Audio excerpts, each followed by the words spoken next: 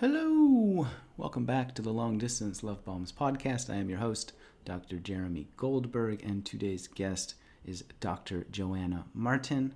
Jo is a renowned coach, a catalyst, and she is leading women into a new global paradigm using and integrating something called soft power.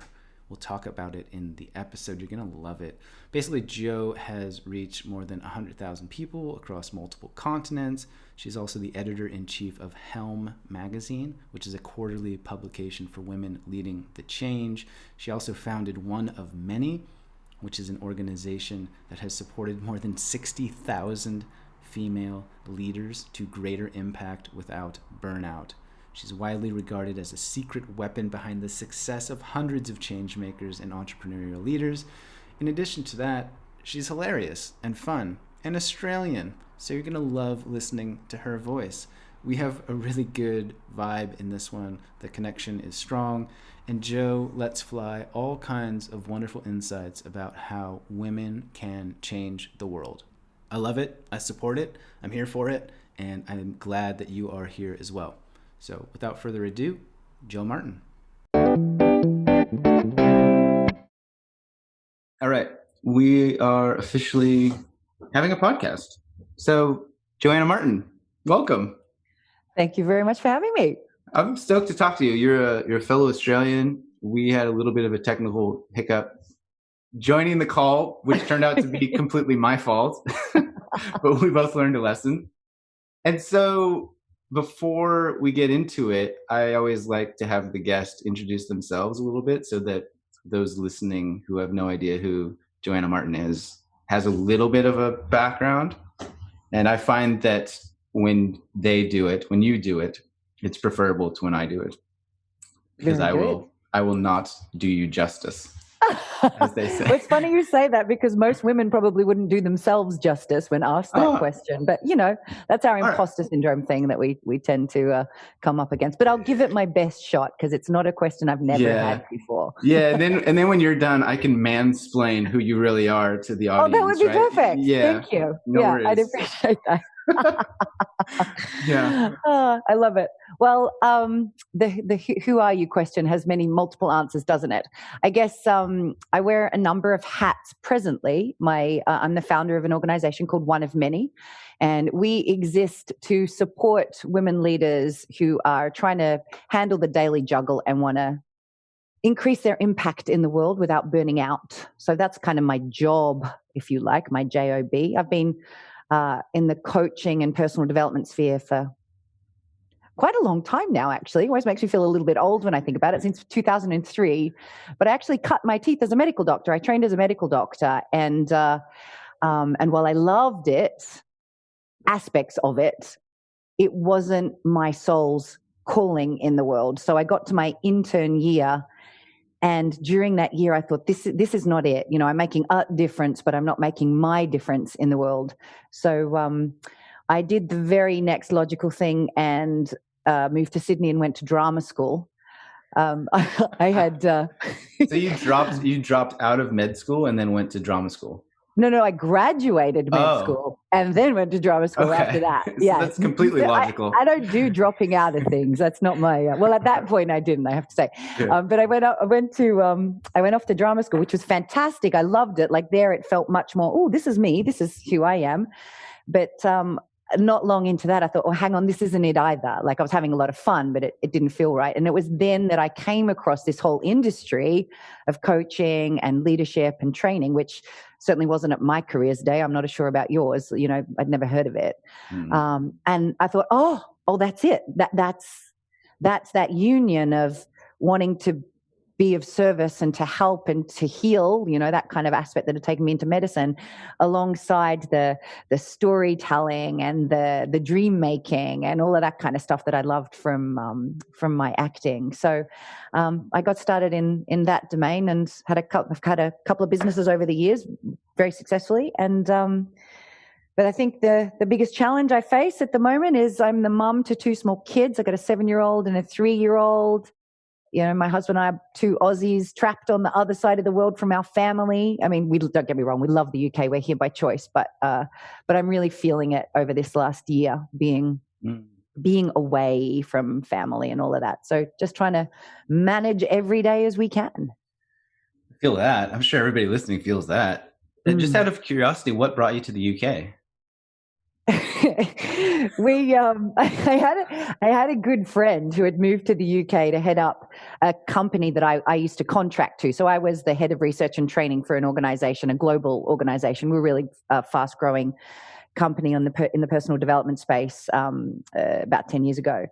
And she came over to London to head up their London office. And after a while, I left that organization. She said, well, why don't you move to the UK?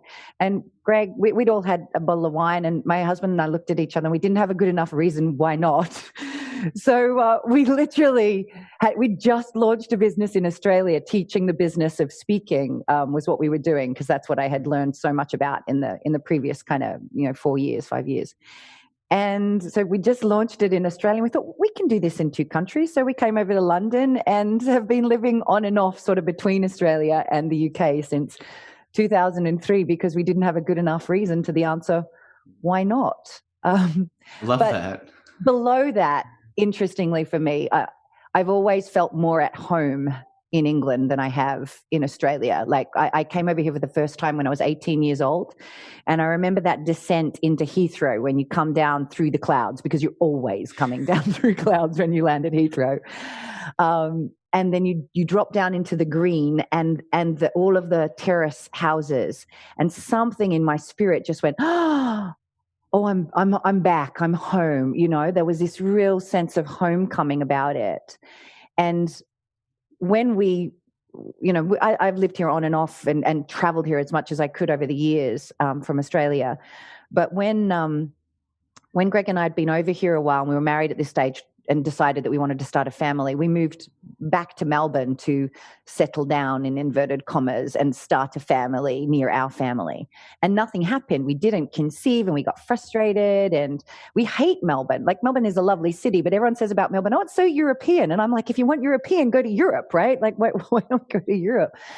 So we moved back here, and we came out to the countryside, and I had an even deeper feeling of that, of like, here we are. This is really home, So it has been beautiful to us as a couple, and supporting in my purpose and mission in the world, and it's been a really beautiful place to start our family. So we've loved it. Love that. I want to go back to something you said right at the beginning, when you alluded to women being very familiar with imposter syndrome. Oh yeah. Do you want to expand on that a little bit? Yeah, women are really familiar with imposter syndrome. Next question. So, okay, thank you, Jo. Yeah, thank you. I guess, to put some context around that. So we've supported, over the last 6 years, through one of many, we've had about 60,000 women through our ranks. And prior to that, when I was working with speakers and coaches, I attracted predominantly women, being a woman myself. And it was really interesting to me when I would coach both men and women who were speakers and coaches, just how much easier it was for the blokes to, talk about themselves, or to share their success, or to, big themselves up in a way because they knew it was necessary for whatever the purpose was, etc. Whereas a lot of women had a really tough time with it. And if they had done anything successful and earned success, they would often be,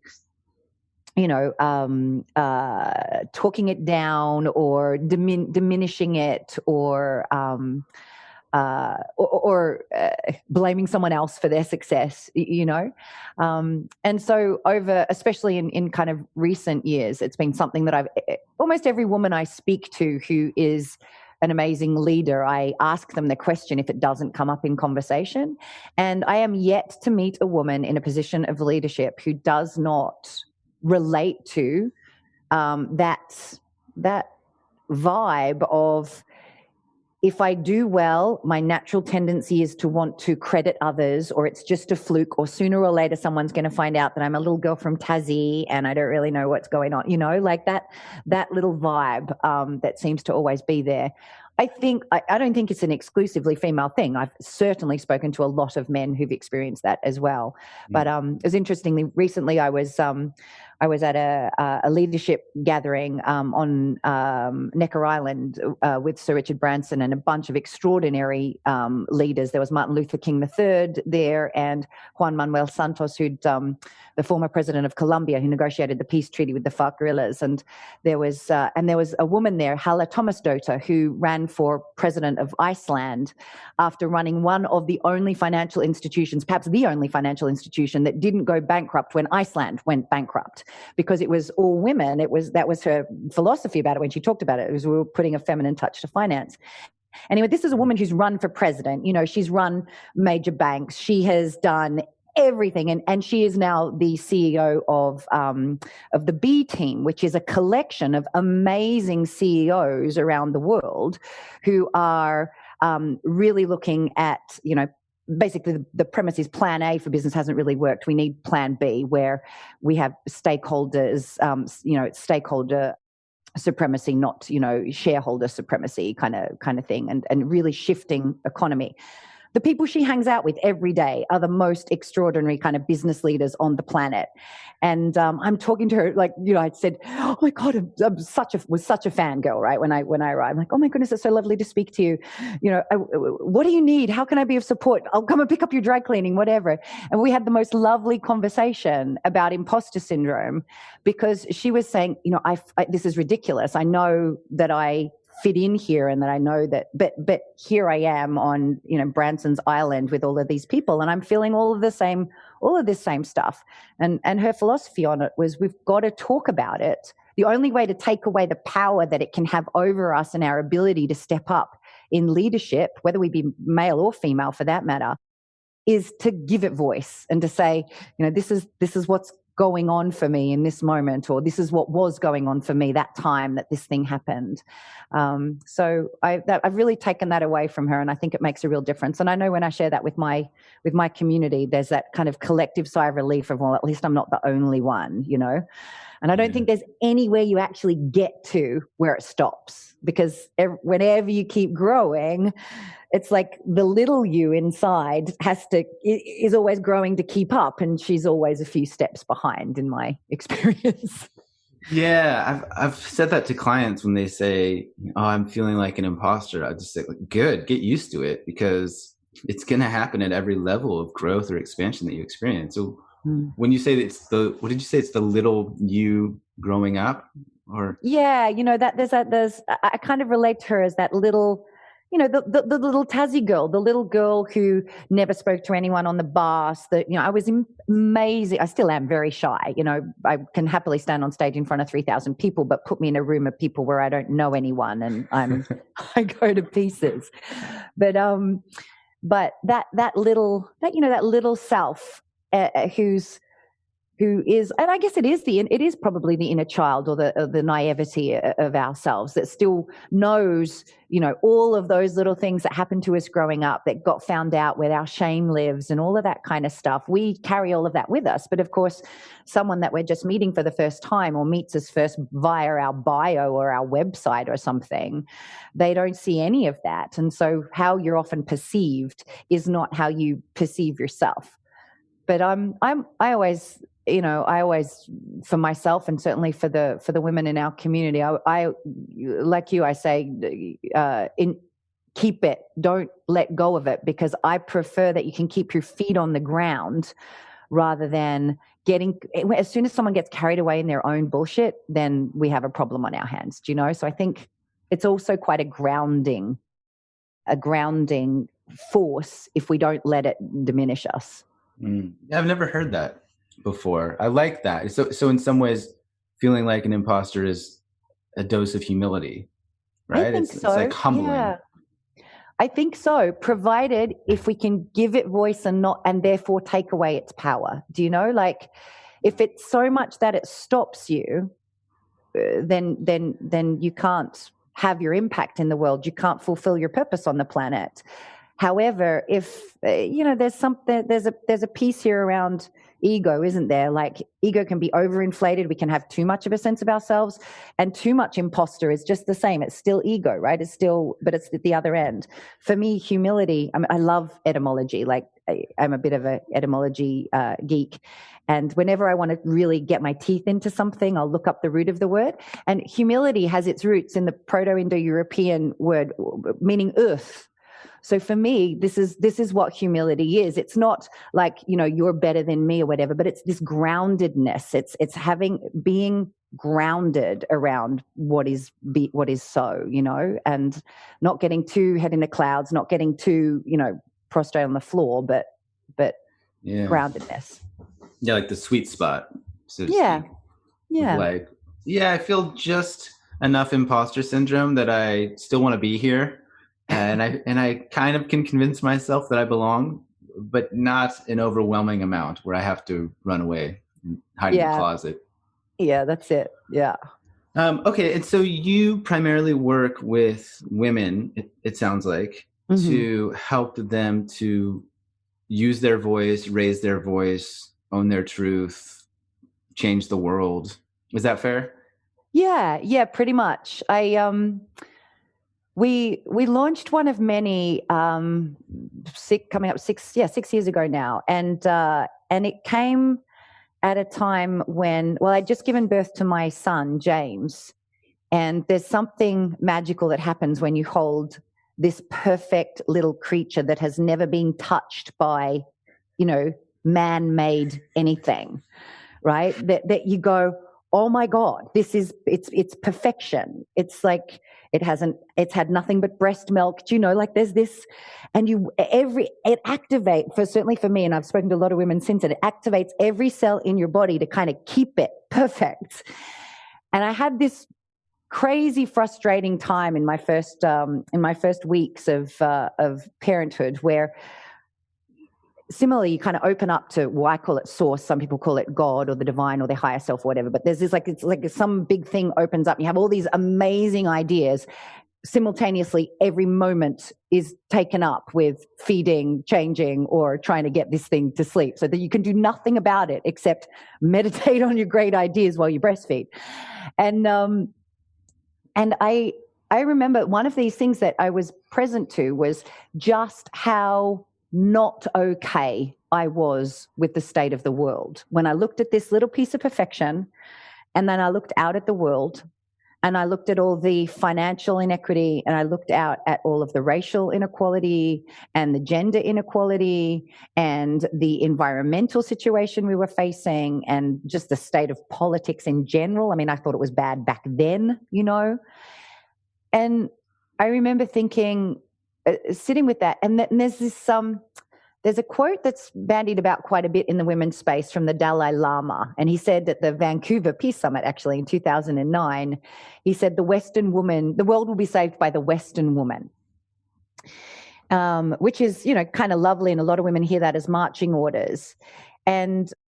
And I know the first times I heard that, I was like, like, I don't necessarily think it's Western women. I think there are women, I think it's women of resource is really what he was talking about. Women who have access to resources, women of privilege. And there are women of relative privilege in Africa and the Far East and the Middle East as well. It's not just the West. But I think the point here is that there is something in the compassion, in the natural compassion, in the natural kind of tendencies of women that met with privilege and resource can actually fundamentally shift the world. And I used to think it was like, the Hillary Clintons or the Theresa Mays or the Jacinda Ardern's, she's my favorite pinup child for women's leadership at the moment out in New Zealand. I used to think that was what he was talking about, or CEOs and so on. But in that moment, I thought, hang on a second. No, he's talking about me and my sister and my mom and my grandmother and my neighbor. Women, and I just started thinking about this. In the developing world, we know that if we equip and empower a woman in a community, her community will come out of poverty far faster than if we do the same thing with the men, right? There's so much research that shows keep girl children in school, put women at the center. In the developing world, we know that's the strategy. So it made sense to me with my kind of background in that kind of philanthropic sector and understanding, that the charitable work and the way that I was giving and to whom and why.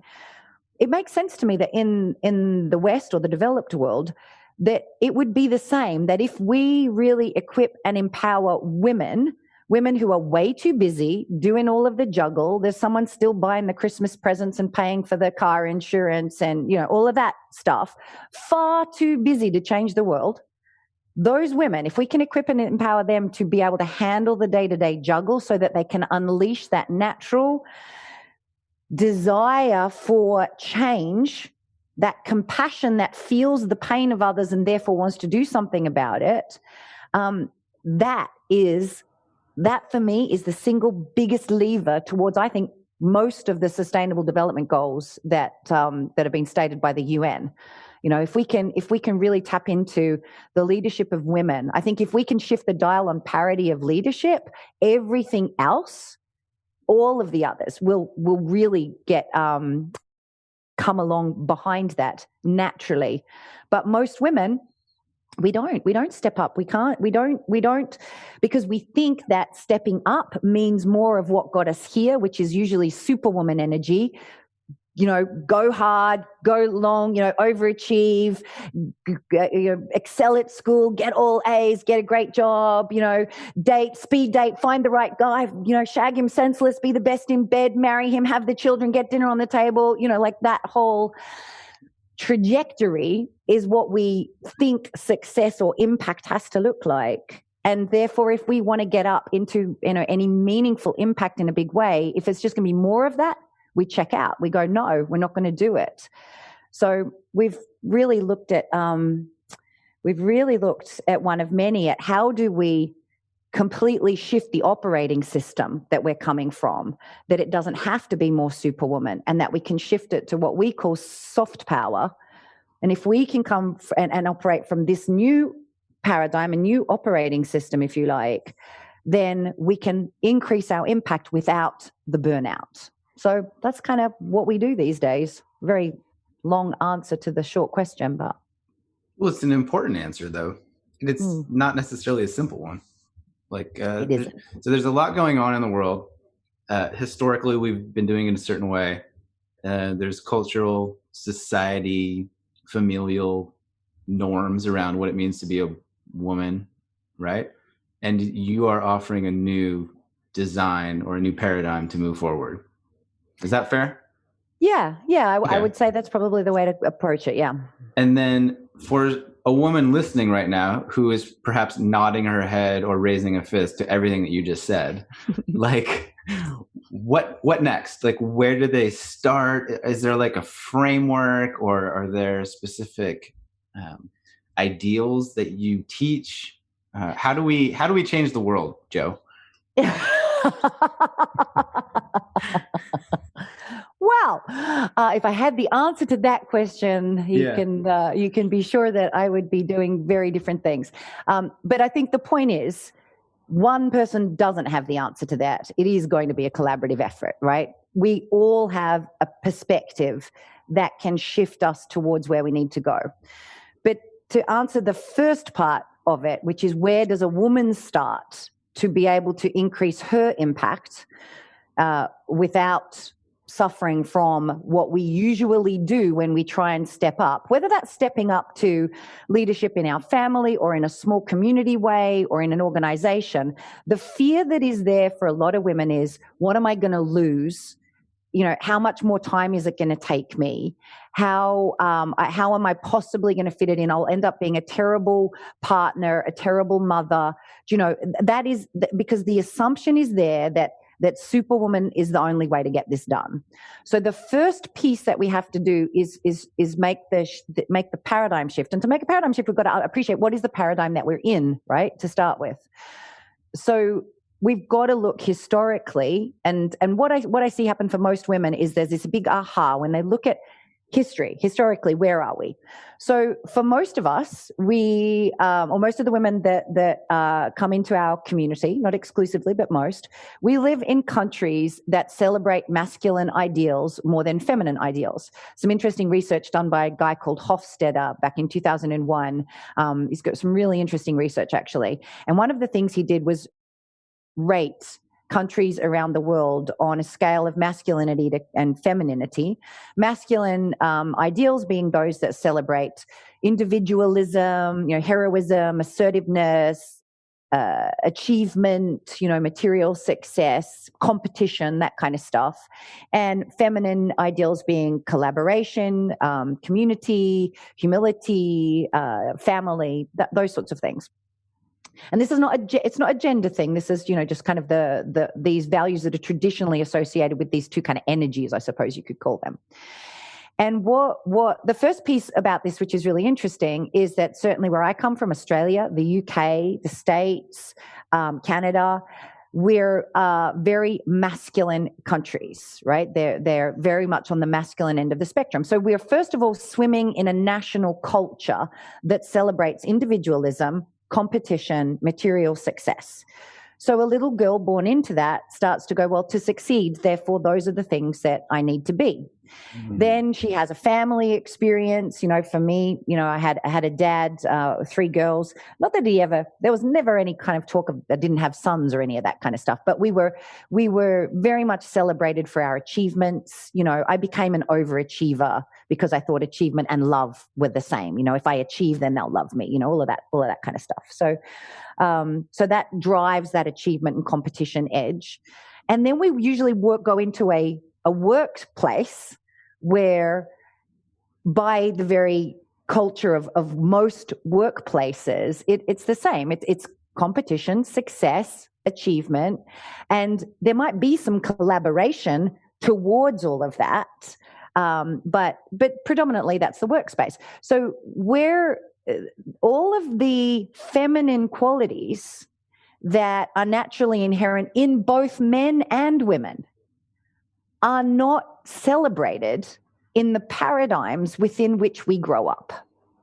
So therefore, as a young girl, and I speak from my own experience, but I know it's representative of the experience of tens of thousands of women that we've worked through in our communities now, we then shun those qualities.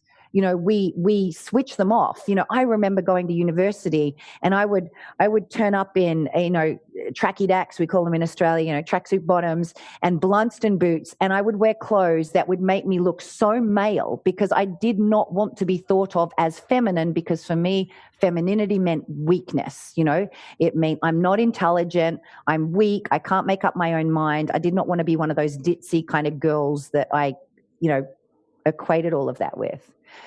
And so there was a whole part of my natural advantages of, in terms of operating in the world, which were never explored, never mentored, never fostered, because everything about the paradigm was celebrating only my masculine attributes. And that turned me into Superwoman, and we see this all around the world.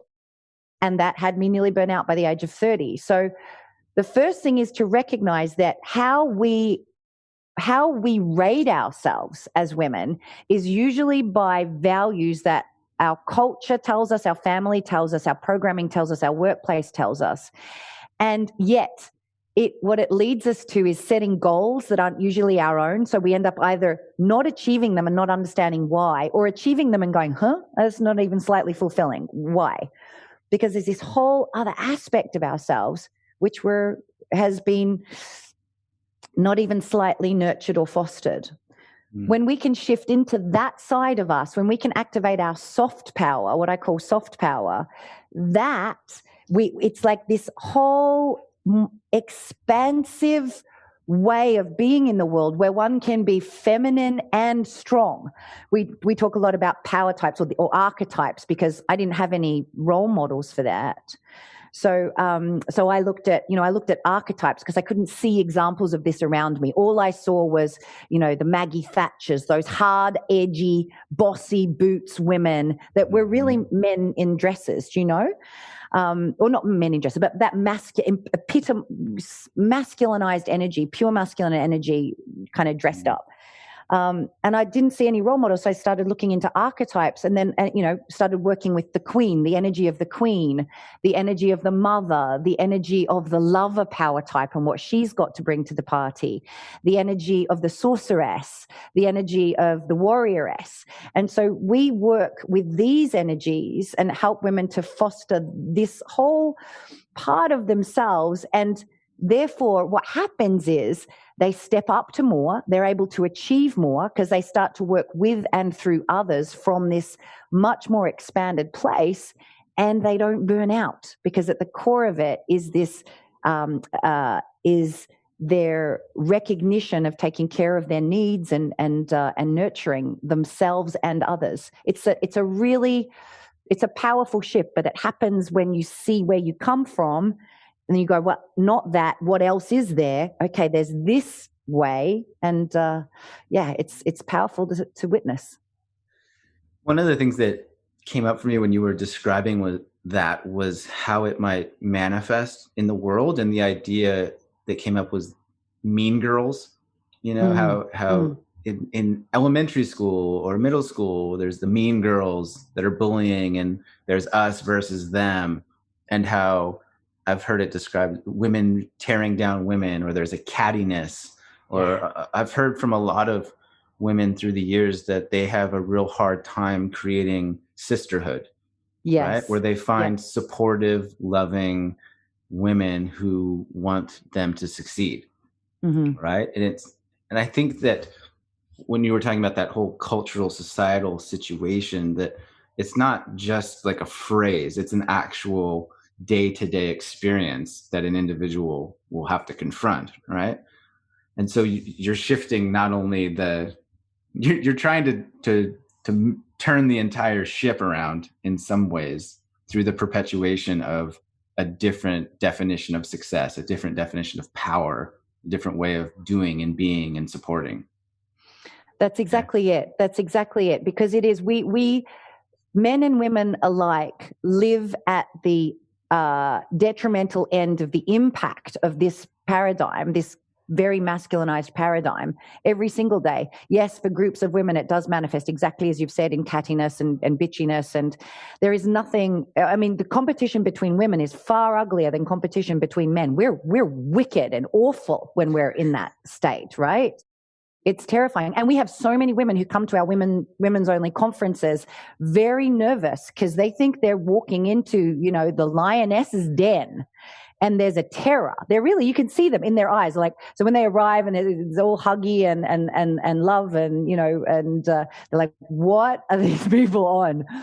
But that is one of the key, I guess, experiences that a lot of our girls talk to when they arrive, how profound that is, to feel what deep, profound sisterhood feels like, do you know?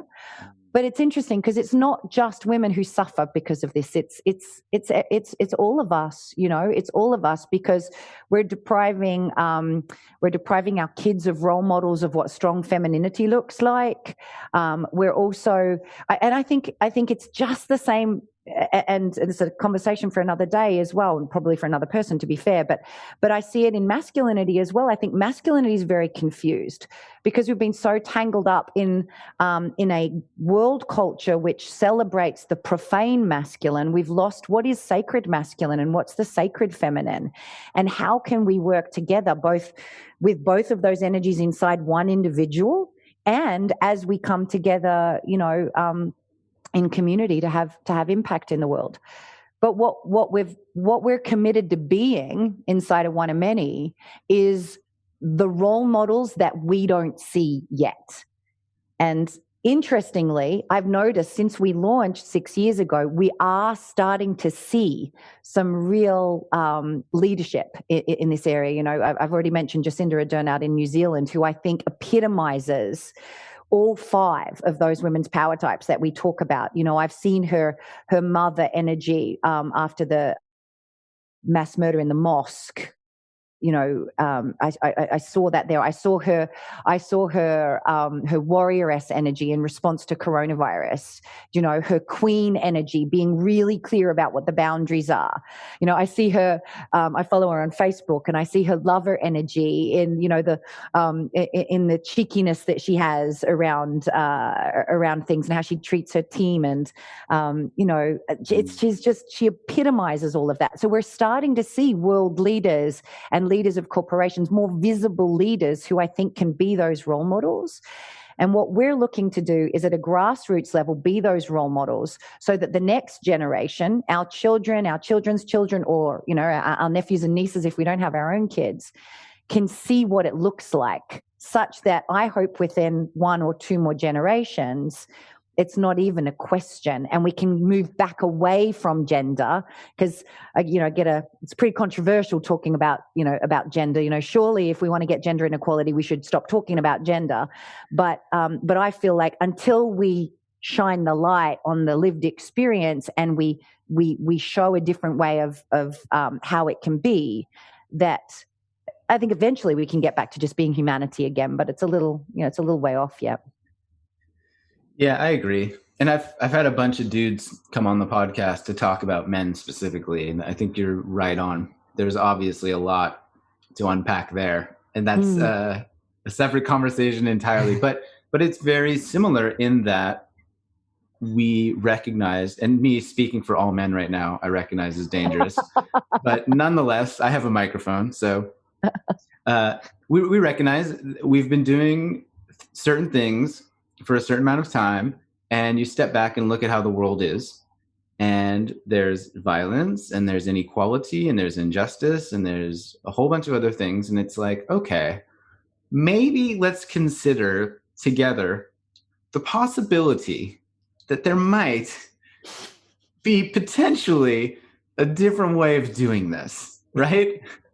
Let's just maybe begin to have that dialogue. And as you've suggested over the last decade, it's been ongoing, of course, since the dawn of our nations, there have been voices speaking to this. But I feel like in the last decade or two, it has really gathered steam, and you're starting to see, exactly as you've described, world leaders who are exemplifying these types of entities that we want to shift.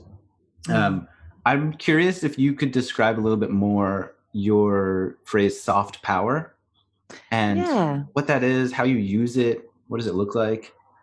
Yeah, so we came up with that term to describe, basically because, I'll tell you why, because I didn't want to use the word feminine, because most women do not want to be a part of that, because we have an equivalent with weakness, just as I did. So many women, not in the spiritual kind of communities. That's cool. People get, feminine power, all of that kind of stuff. But where we're trying to do our work in one of many, I kind of think of us as a gateway organization, if you like, from mainstream into that world. The gateway drug. Okay, we're the gateway drug, baby. Truly, you got no idea. So in our kind of front conversation, I don't talk about femininity because it turns people off a lot. So for me, but that's what soft power is about, though. It is about soft as in agreeable, calm, gentle, yielding. And I'm not talking about being passive and nice and lovely to everybody all the time. It's not that at all. What I'm talking about is gentle to oneself, agreeable with one's inner truth, yielding to how source wants to move through you. And yes, sometimes it does look like in a negotiation, the strongest thing you can do is take your opponent's attack and transmute that energy, as we see in, martial arts and so on. Yes, it does sometimes translate to outside, but it's predominantly this way of being with oneself that is, that harnesses some of these more natural talents and advantages that we have access to as women. Like when we open up to them, they want to flow out, right? And then the power side of it is not what we often think of when we first think of power. It's not dominion over, power over, or that kind of forceful, aggressive, dominant power that we've grown up with inside of the masculine paradigm, but more, again, etymologically, the etymology of the word power is from the Old English of to be able. So it's just the being able to whatever. So as we're thinking about soft power, we're talking about a way of working within oneself to be able to impact the world in whatever way that looks like, a way that is sustainable for a woman.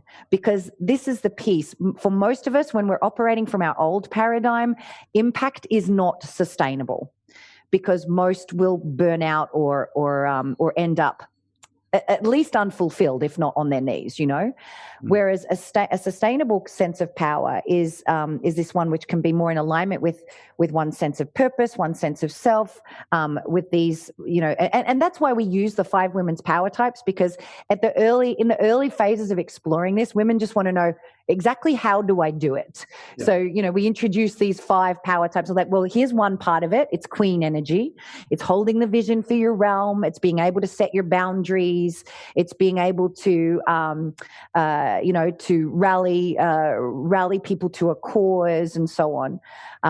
It's about developing your lover energy, your part of you that gets that you get one body in life, that this is your vessel, and self-care and nurturing and nourishing and replenishment are not the result of hard work. They are the cause of impact. So we give frameworks with the power types that help and exercises for people to embody those. And we have a profiling tool so people can see which they're highest in and where their challenges are, and therefore what their growth journey can be around that.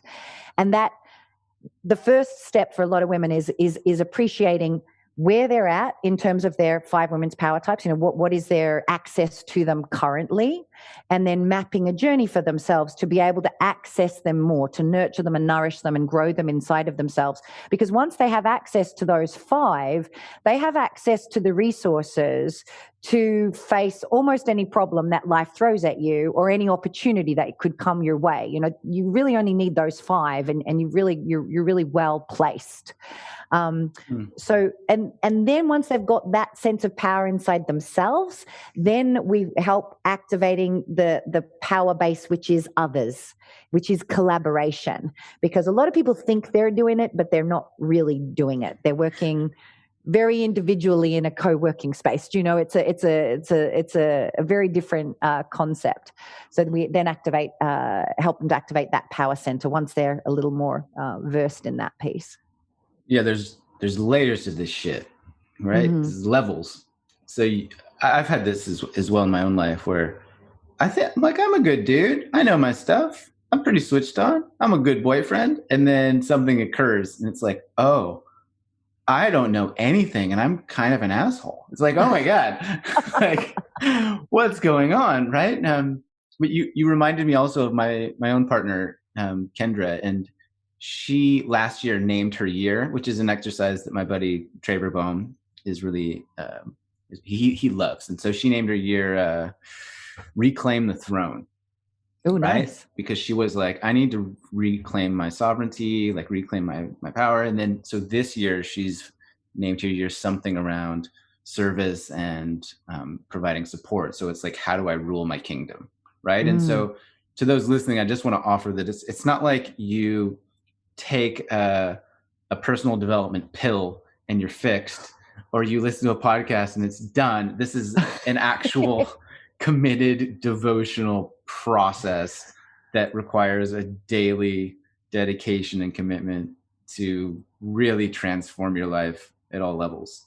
And it's hard and it's overwhelming at times, and you will feel like quitting sometimes. In my experience and those of my clients, I'm sure you agree, Joe.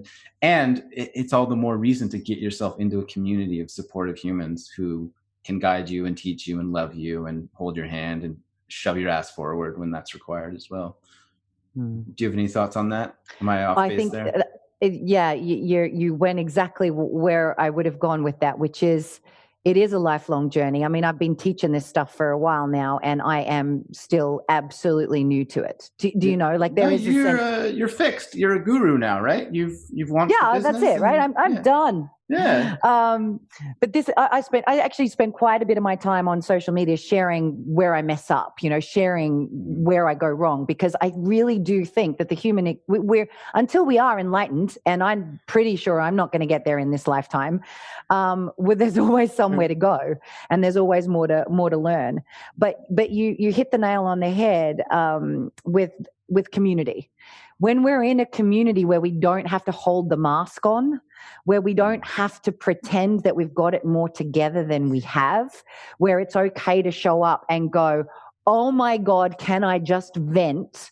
And to be able to vent, and then your sisters will hold you while you vent and then say, okay, now you vented. I'm standing alongside you and going, I'm hearing that you need to bring some queen back to that, back to your boss, and show up with a strong boundaries conversation, and then, remind you of whatever tools you might have in your tool belt. Because we are all human. We all hurt. We all panic when we can't buy toilet paper. These are human experiences. And if we don't deal with those emotions as they build up in our system, we turn into the less fabulous version of ourselves, no matter how equipped we are.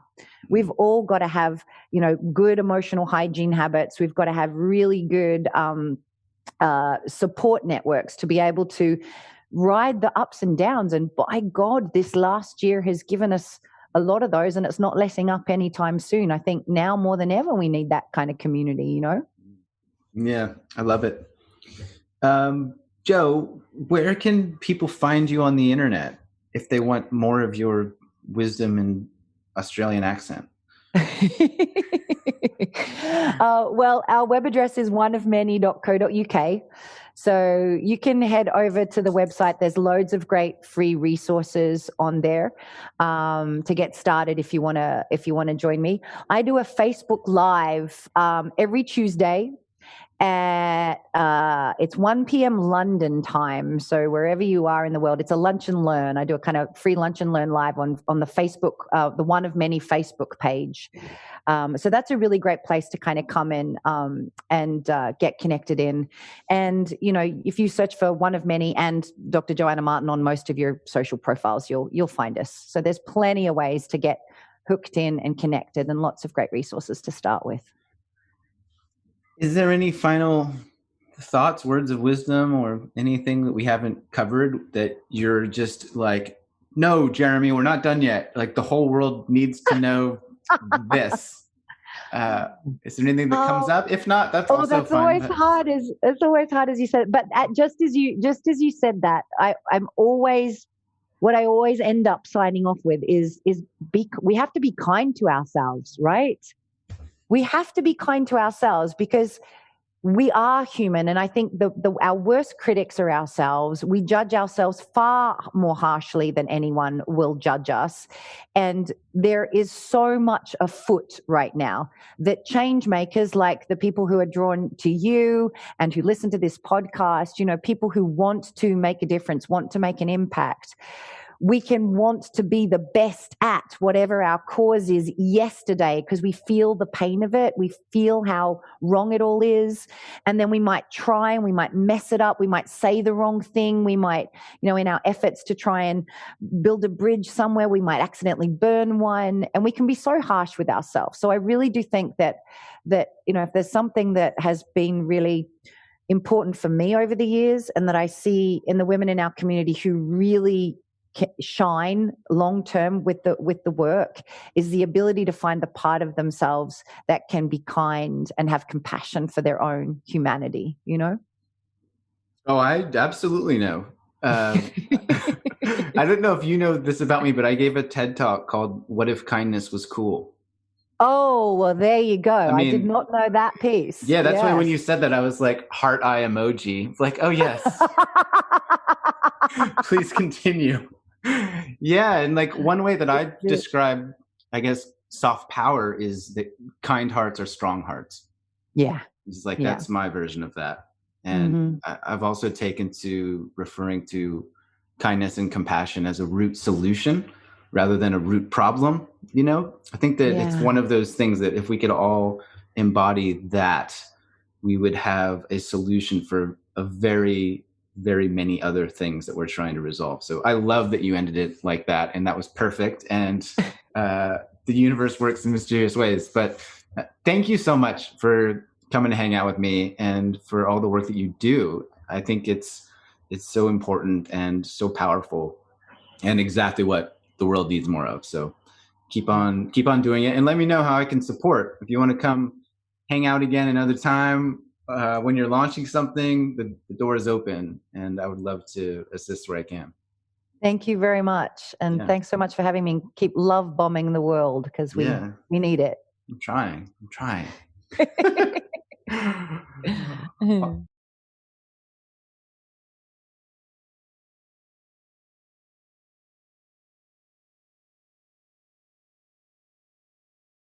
What an absolute gem of a human. Jo Martin. Don't you just love her? She's so great. I've included links in the show notes to all the stuff that she mentioned, including that Facebook sermon that she does each week. You can check her out on the internet. And aside from that, start exercising some soft power and changing some shit, you know? We got work to do. We got to start doing it. So, yeah, thanks for being here.